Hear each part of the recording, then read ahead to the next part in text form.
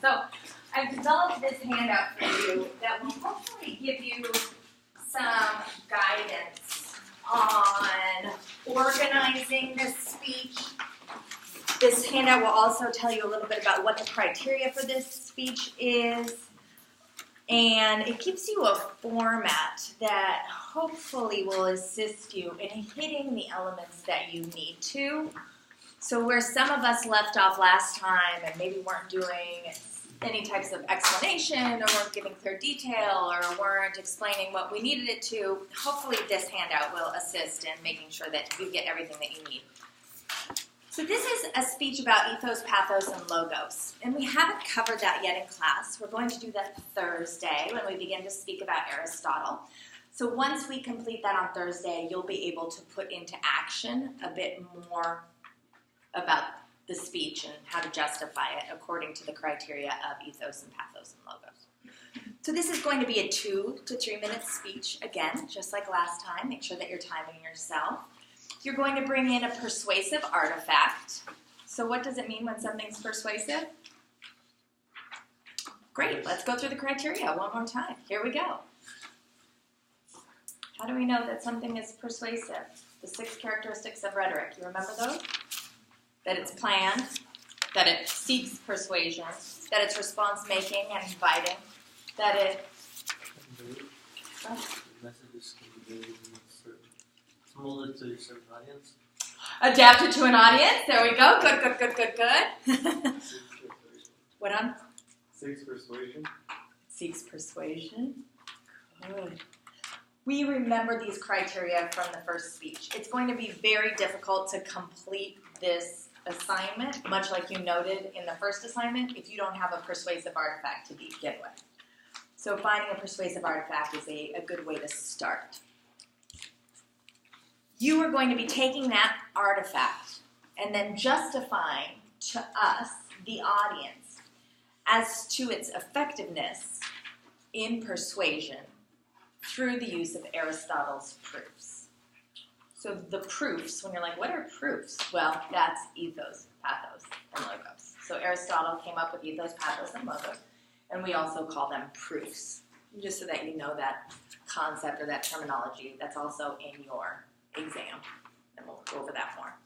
To develop this speech, ethos, pathos, and logos, and you can see in your reading that you did, will serve as your main points. So your main points in this presentation, remember before it was like, okay, I'll describe to you like using those, or the, we developed before our thesis, and it was the, what was it? Oh, the social functions of rhetoric. So to show you how this is a social function of rhetoric, I'll show you how it assists in advocacy and how it builds community. In this case, I'm going to show you how this artifact is effective in its persuasive ability, according to Plato, by describing its use of ethos and its use of pathos. Maybe that's what we decide. So those are going to serve as your main points. Each main point should give at least 1 to 2 clear reasons as to how or why the proof is used effectively. You could also do another option, and another option would be to choose an artifact of persuasion that is used ineffectively, according to the standards of Aristotle. So we're going to talk about how we use credibility and emotional appeal and logic very ineffectively as well. And this may be easier for you to identify as you start to go through artifacts. So you can do that. You can do another option, like it says here in paragraph 3, to bring in an artifact that does not use ethos, pathos, and logos effectively as an alternative to the above assignment.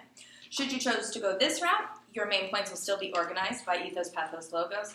However, your support will seek to justify how or why it does not satisfy effective persuasion. Does that make sense to everyone?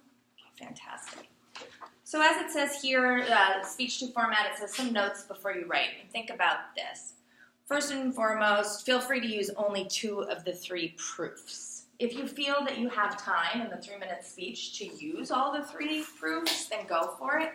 But using 1 to 2 proofs is fine. So using only ethos and logos, or logos and pathos. Sound good? All right.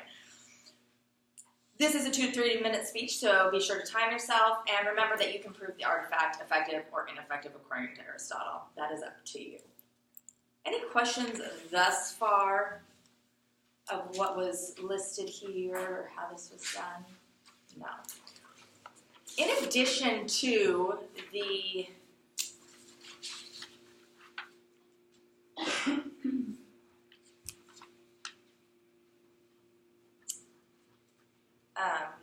what was I going to say? In addition to the evaluation sheet that you're bringing in, I said that this speech was going to have an outline with it. I'm not going to make you do the outline for this. Okay. Make sure, though, that you're getting how to do it before you go into that next or the last presentation, the group presentation, but there is no need for you to turn one in for this assignment. Is that okay? All right, good. You'll see that reflected later. Any other questions? Oh, yeah. Can you give an example of a persuasive artifact? Okay.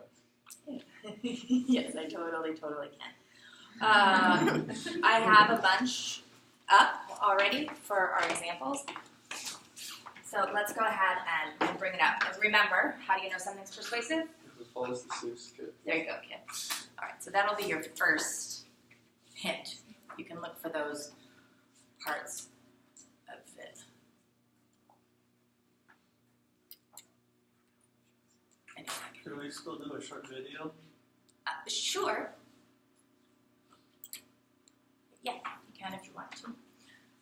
So, for example, this was like the first one that I picked out. So it's a persuasive advertisement.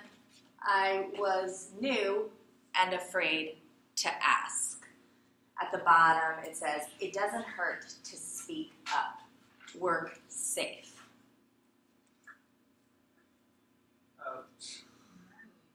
Right? I have a student doing a speech on work safety soon, interestingly enough. But this is what we could look at as a persuasive artifact. Why? It's clearly planned. It's adapted to who? Your audience. Who's the audience? Construction workers. Yeah, workers, people who are working in really anywhere. I mean, With high-powered tools. right? Maybe with like high-power tools, etc. Okay, good. It seeks persuasion. It wants you to do what? Speak up. Speak up if you feel like something's not safe. So that's good as well.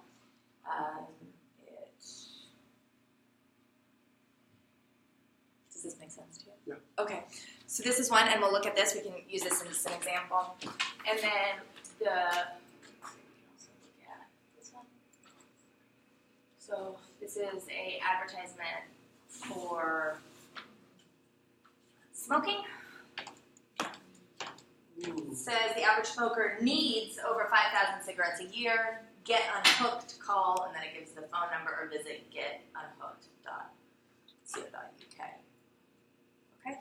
A persuasive advertisement. It's encouraging you that not to smoke, but what? Maybe to encourage you not to smoke, but also To quit. to quit, right? If you're already smoking. So we know which type of advertisement or who the intended audience is. Sound good? All right, so these would be persuasive advertisements. Really, if it's in a magazine, it's persuading you. Why? It's not just there to look pretty. Because they want to make what? Money. Yeah, money. Okay, good. So almost every advertisement that you find. I always encourage, if you want to, like I said before, look for something along the lines of like social justice as well, any type of artifact that was maybe developed in a social movement or towards the fight of a particular social issue. Maybe within a movement itself, if there's an organization that you follow or that you volunteer your time at, and there's some type of artifact that is utilized that may be effective. All around campus, there's 1,000,001 persuasive messages that are constantly bombarding you as well, so feel free to explore any of those. But we're going to go over a good amount of examples when our time comes for understanding the ethos, pathos, and logos. I'll bring those back up in a second, but let's go over this structure to begin with. Any other questions? These are all good questions. Yes, and good that you're all understanding. No? You all feel good? All right. Bring this over here. And put this here. Okay. So as you see, if you want to follow along with this paper here, although this is written in black and white, when you see it on the eCompanion, where this is also placed, you can see it in the color-coordinated version, if you will, but now we can say like the lighter highlighting and the darker highlighting. How about that? Just for the purpose of. So you are going to have an introduction. Everybody's going to start out with an introduction. Yes? Yes. Yeah, why wouldn't we? We have to have an introduction. Okay, good. So in your introduction, you are going to have 3 intro, D-U-C-T-I-O, and introduction. We're going to have 3 different points that we need to hit. The first thing is your attention, everybody. Absolutely. So we need an attention-getting device. We can't go in and say, here's my advertisement, because that will do what for my audience? Nothing. Absolutely. It will do nothing for my audience. If they're not interested in my topic, they're not going to want to listen. This is an excellent way to get my audience thinking, to get them generating ideas, to get them interested in my topic before I even let them know what it is. So we can do different types of attention-getting devices, such as a, oh my goodness, why not give a joke, right? If you're a good joke teller, you tell that joke. Or what? Question. If you're going to ask the audience a question, what do you tell them to do? What? If you want the audience to answer a question, what do you tell them to do? By show of hands. Okay, right? And we reiterate it with some type of movement if we want to. If we don't want them to answer a question, we want them to simply think about a concept, what do we say? Think about this. Take a second and think about this. Take a moment and ponder this question. Think about this story. Think about this situation, right? So we can say these different things to our audience. So if we do ask for a response and our audience raises our hands, then what must we do? Answer questions. Well, no. If they raise their hand because at the beginning you said, how many of you like green shirts, right? Acknowledge it. So what does acknowledging mean? Something like? So let's say the whole audience doesn't raise their hand. What do you say? Really? None of you? Wow, really? None of us? Interesting. But if like 6 people raise their hands, we say, looks like about 6 of us. Good job, everybody. Does this make sense? Do you remember this from the first time? Okay, we acknowledge our audience. So if our audience raises our hands, let's acknowledge that they've done so. Nobody's looking around at other people, and otherwise, what's the point of asking your audience? Just so that you have an attention getter? The point of asking the audience is to gauge their interest or their relevance in something to see how we can apply it back to them. So make sure that we're acknowledging them. What other types of things can we do? That's not your assignment, but this one over here is, and you need the 2 handouts under there. Okay, go ahead. What other types of attention-getting devices? Great. So if you want to use a statistic or a fact or some kind of interesting statement, something that's shocking to begin with, that's a great way to develop interest from your audience. What else? Narrative. A narrative. I love a story. You tell me that story. Develop a story from somewhere else. Develop a story from your own experience or personalize it in some way, shape, or form. So we need to start off with the attention getter. The attention getter is the first thing that should come out of your mouth. We don't want to know your name. We don't want to know your topic. We want to hear the what? Great. That is the first thing that you will start with. Then, once we have given our attention getter, we are finally ready to tell the audience what our what? Topic is. So that's what the second part is going to be. This is where you will reveal your topic. In the case of this presentation, we can do something such as reveal our image. Right? So I could say now I would reveal it. So now I'm going to talk to you about my topic. So let's say, show us the artifact and suggest what the artifact is trying to persuade us to do, to think, or to believe. Give any background information that your audience may need to know about the artifact that they will not get in the speech main points itself. We don't want you to repeat everything that you are going to say in the body of this speech because you've already said it in the reveal topic portion. Does that make sense? So explain your artifact in as far as it won't become repetitive the next time that you explain it.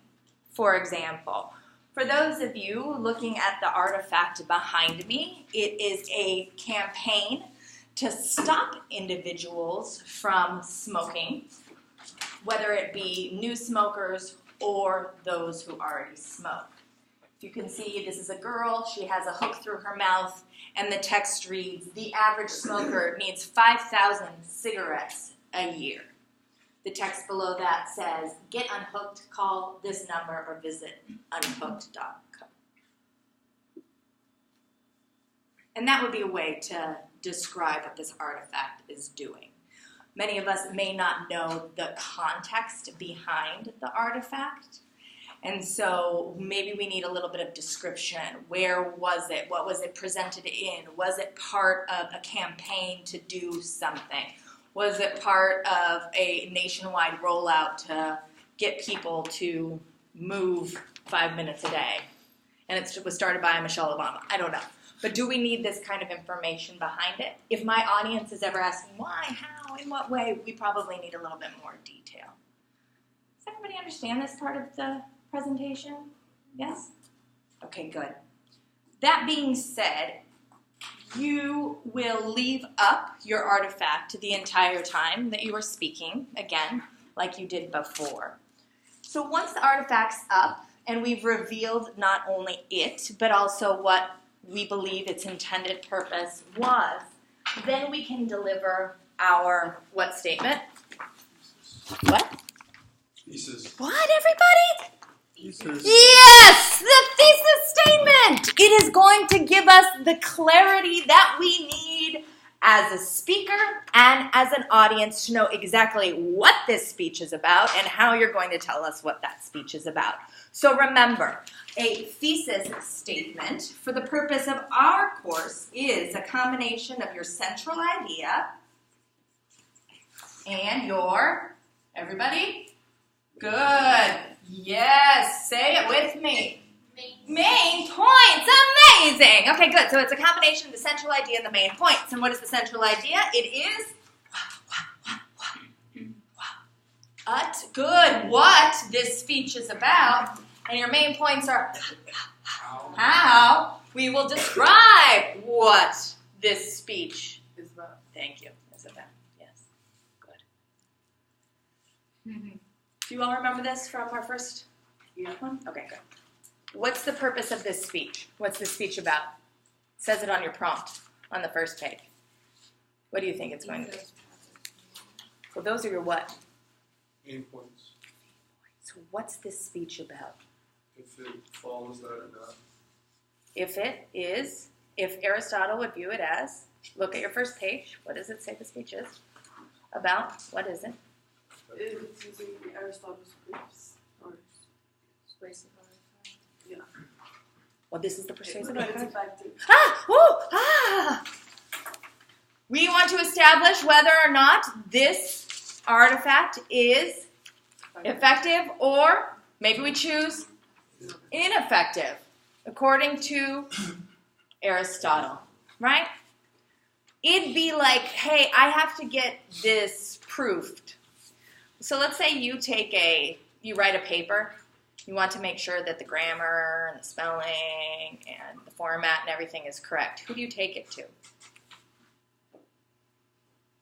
How do you make sure that's done? You just hope for the best and turn it in? Take it to a tutor or a teacher. Okay, so you take it to a tutor, and what does the tutor do? He goes and makes corrections, highlights things. Why is he a guy? It's my dad. I'm just kidding. Okay, good. In your head. Perfect. So this individual makes corrections. They show you how to arrange it. They tell you no, take it back. This happens in every job too, right? Like you do your work, you take it to your supervisor. They're like, it's not ready yet. Go back and do it again. In any other way, the purpose of me telling you this is like think of it as Aristotle's going to be your editor. Once you start to learn about ethos, pathos, logos, imagine taking this artifact to Aristotle and being like, is it effective or ineffective? And he would be like, shh, ineffective. And he'd be like, shh, effective, right? You can choose either one. Just make sure that you're justifying why it is. So your thesis statement, like it says here, a combination of the central idea and the main points. So the central idea is the lighter highlighted and the main points are darker. So you can literally take this exact same thesis statement that I wrote out for you and use it if you would like. No pressure. To show how this artifact was effective, according to Aristotle and its persuasive rhetoric, I will describe its use of ethos, pathos, and logos. Remember, you only have to choose 2 if you want, or you can use all 3. And you're going to say whether it was effective or ineffective. Does that make sense to you all? So what are you always going to go back to? What are you going to be, in essence, persuading us? That this is what? Effective or ineffective. Absolutely. And how are you going to do that? With the main points. Absolutely. So you're going to need to justify it to us. Does everybody think that they can write this introduction? Probably today, right? I like sitting here. Okay. Awesome. Let's go into the body of the speech. But we can't, because we need to do what first? Give. Transition. There we go. Absolutely. Remember that you need to give transitions before with. Where do you give transitions? Before every single? Main point. Before every single main point. Fantastic. And what does your transition need to have in it?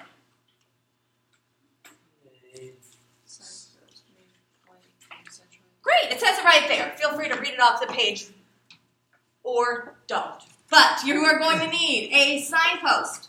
What is a signpost? It is a word that lets us know, or word or a phrase that lets us know that we are switching Over to the next main point. ideas, that we are changing ideas, or that we are moving forward, or we are moving on, or we are going back, or it lets us know the direction that we're headed in, just like signposts on the street. So we can think of signposts, things like first, second, third, to begin, next, finally. Now that I've spoken about, let's move on. We can see here that was effective. I wonder how it'll be over here, right? In conclusion, let's get started. Any of those words let your audience know that you're moving. Sound good? So make sure that you're giving us a signpost. Then you are introducing, let's say, a main point. So you're going to need to tell us what that main point is that we're going to go into. And don't forget to add back on that central idea. What in the heck is the purpose of this entire speech anyway? So something like, first, I'll tell you about how this artifact effectively uses pathos so you can understand how it's effective in its persuasive qualities. Now that I told you a little bit about how it uses pathos, I'll next tell you about logos and how it's effective in its persuasive qualities. Those could be 2 transitions that are easily used. Does everybody think that they can organize and create their own transitions using these 3 elements within each of their points? Amazing. Do you think you can say it differently each time? Yeah. You want to mix it up according to your own format and how you would say something? Yeah. All right. Well, I can't wait for a time change, everybody. It's going to be really good for this class. What? When does that happen? November 1st. I had a feeling. Huh? I had a feeling. What? That was coming? Yeah. Extra. Why? Because, I realized that given the right now, our time in the position of the sun, it gets darker a lot earlier. Good for you.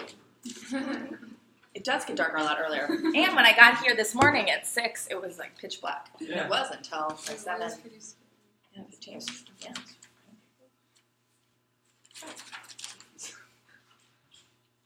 Okay, let's talk about the main points now. When we go into our main point development, let's say, at least for this example that I gave with ethos, and you'll see it says the exact same thing for all of them. In this main point, you are going to describe ethos in your own words. So first and foremost, what I want to see is you define the proof itself. You can either directly quote from the work that you read, or from even the supplemental information that I gave you, or you can paraphrase it in your own understanding and how you come to see ethos. Does that make sense to y'all? Yes. After you establish this definition, Then what you are going to do is describe how your artifact is showing the parts of that definition. So you'll describe the artifact use of the proof.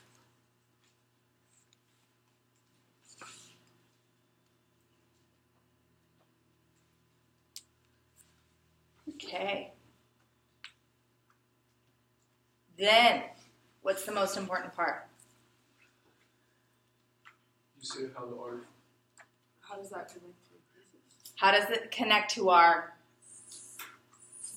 central idea, right? How does this, so I've described the artifact's proof. So like I could say something like, it uses a symbol that shows a company that it works for. So credibility, just so that you know, ethos. It's what we call common day credibility. And we'll go over this later, but just for the purpose of. Credibility is established in two ways, through something called competence and something called character. Competence is what? How do you, what? Okay, somebody's ability, good. Their knowledge, know-how, if that makes sense. Their expertise on a given topic. Character, what's character? When you say think somebody has good character, what do they? Great, I have good personality. I'm like really fun to be around. But I'll shank you if you need to. The way they were raised fundamentally. Okay. But again, I could be raised to like, well, an eye for an eye. So if somebody does something bad for you, you punch them back. And then you slander their name and then make sure that they're never heard from again. I don't know why it gets dark every time again. So what's character? What kind of person you are? Okay. Good. What kind of person you are? What? Mm-hmm. I don't know. In regards to persuasion and character, let's think back to our friends, the sophists. What are they looking out for? What were the sophists wanting to teach the people of Greece for? What was the purpose? Teach them how to speak. Teach them how to speak. And did they teach them how to speak for what purpose? To win. To win. Regardless of How? or regardless of what they were trying to fight for, right? I'm going to go to court and I'm going to suggest that we raise the price on this prescription drug by 7,000%. If I can get enough people to go along with it, they're like, okay, that sounds like a great idea. But now who has that harmed? The people who take the money. Yeah, and so, but now who's it benefited? The person doing the, this person doing the speaking, the person doing the selling. Thus, does that individual have the best interest of the audience in mind? No. And that is what we look for in regards to character when it comes to persuasion. You are more likely to be persuasive if you have or can at least portray implicitly or explicitly this idea that you are doing this for the good of whom? Other people. Other people, not your... Yeah, President Obama didn't get in the White House by being like, listen, everybody, I'm running for president, and I want you to vote for me because I want a lot of power. I want to make a ton of money. I want to party it up in the Lincoln bedroom. So vote for me, because if he would have done that, we would have been like, ew. Instead, he presents you with ideas of character, that he's doing something for who? For you. I want to lower taxes for who? I want to create a pathway for immigration for who? Yeah, he wants to make community college free for outstanding citizens because he cares about... Yeah! And in that case, I'm like, yeah! You care about me! I want to vote for you. I do not think. Well, again, let me get off my soapbox. there's a couple candidates who I do not feel have a little bit of character. I do not think that they care about me. And thus, I will not vote for them. So, character we can look at in ethos or in credibility as, goodwill, intent toward audience, that we're doing what's best for our audience. If you walk into a cell phone store and they hand you a cell phone, they're like, buy this one because I'm going to make a lot of commission. You're not going to be as inclined to buy it. So they're going to build in other ways that they care about you, this idea of credibility.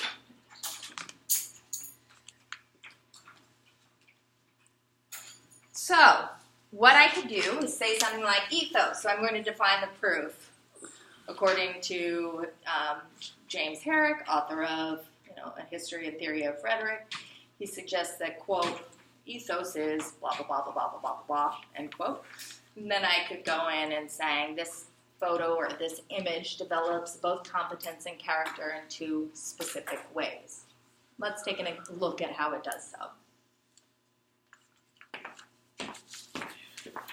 Let's look at the example. Let's see how it does so. Just for the fun.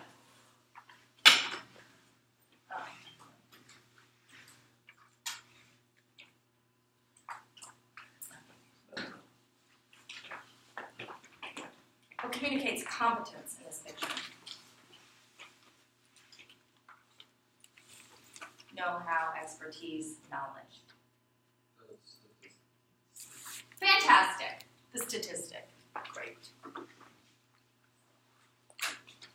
Communicates character, goodwill, intent toward the audience.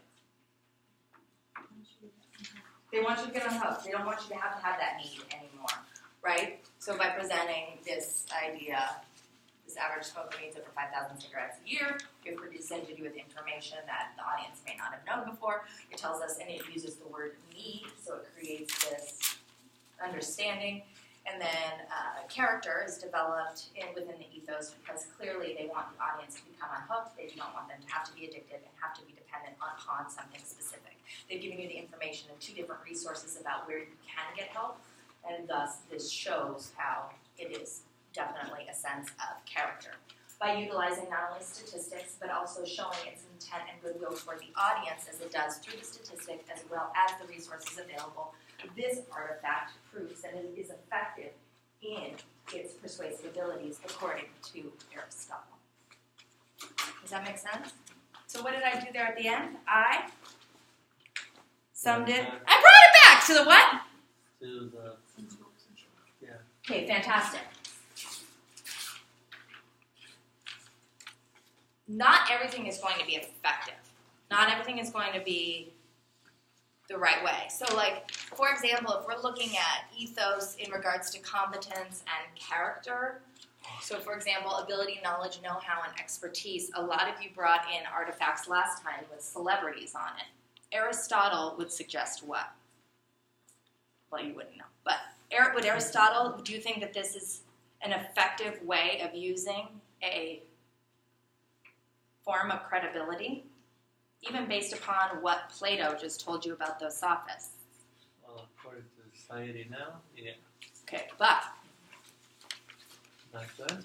Probably not. Plato, no. Why Plato, no? Plato suggested that if you arm 10, then don't open your, right? Kim Kardashian, you do not know about weight loss. So don't talk to me about it in an advertisement. You are not an expert on that. Who should be talking to me about weight loss? Nutritionist. There we go. Okay, good job, everybody. Awesome. Does this make sense? We'll go over more of the ethos, pathos, and logos, of course, in class, but at least for the development of your ideas, you'll define proof, you'll describe the artifact's use of the proof, and then you'll seek to, as it says here, explain how that proof was effective or ineffective to end it. and then you go into your next transition. And then you go into your next proof. Does this make sense to everyone? At least thus far? So in your next proof, you'll define whichever that proof is. You'll point out the elements of that proof that you would like to make clear, and then you'll come back around. Please note that ethos, pathos, and logos are not separate entities. They are not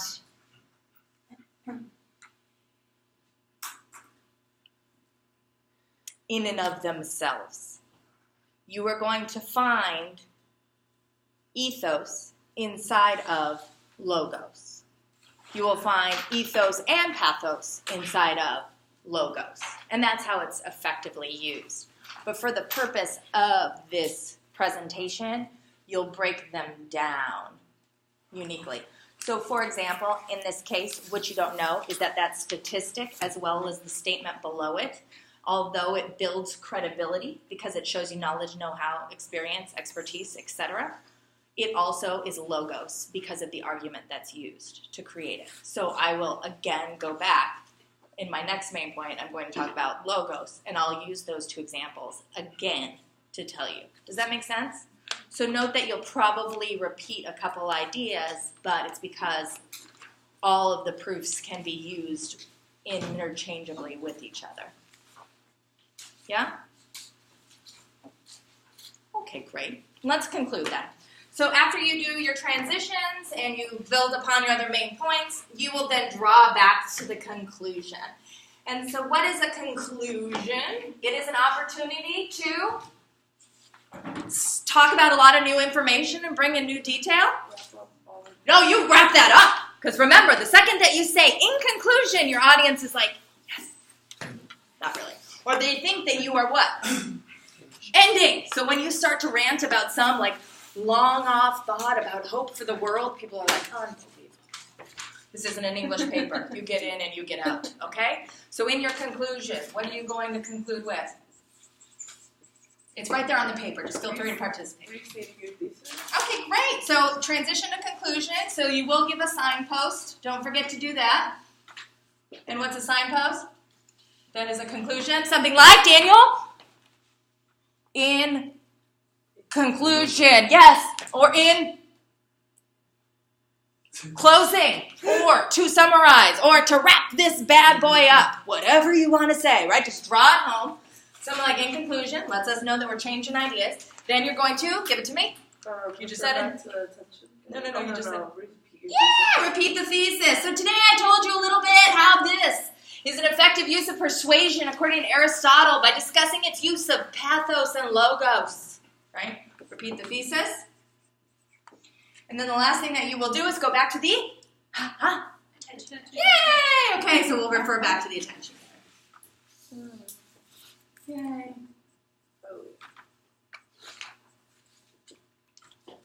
Sound good? Yes. Yes. Do you want us to repeat exactly what the attention getter was? No. Good question.